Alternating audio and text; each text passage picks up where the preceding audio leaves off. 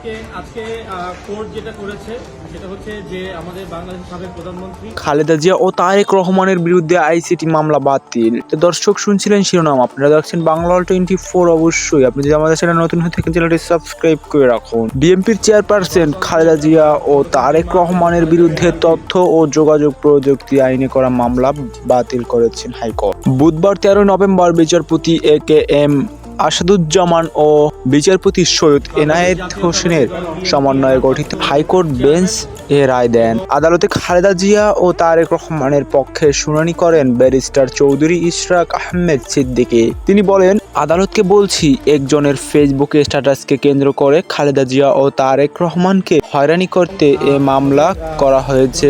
ইশরাক আহমেদ বলেন, মামলার বিষয়বস্তুর সঙ্গে আসামিদের কোনো সংশ্লিষ্টতা নেই। দীর্ঘদিনেও আসামিদের বিরুদ্ধে কোনো তথ্য প্রমাণ হাজির করতে পারেননি। বাদী শুধুমাত্র রাজনৈতিক হয়রানির উদ্দেশ্যে খালেদা জিয়া ও তারেক রহমানের বিরুদ্ধে এই মামলা দায়ের করা হয়েছে। শুনানি শেষে আদালত খালেদা জিয়া ও তারেক রহমানকে এ মামলা থেকে অব্যাহতি দিয়ে রায় দেন। 2016 সালে 3 অক্টোবর চৌধুরী ইরাত আহমেদ সিদ্দিকী খতির ফেসবুকে স্ট্যাটাসকে কেন্দ্র করে তৎকালীন প্রধানমন্ত্রী শেখ হাসিনাকে হত্যার হুমকি দেওয়ায় এবং জাতির জনককে অবমাননার অভিযোগে ও তার ছেলে তারেক রহমানের বিরুদ্ধে চট্টগ্রামের আদালতে তথ্য প্রযুক্তি আইনে মামলাটি দায়ের করা হয়। তথ্য ও যোগাযোগ প্রযুক্তি আইন 2006 এর সংশোধিত 2013-57 দ্বারা এ অভিযোগটি করা হয়।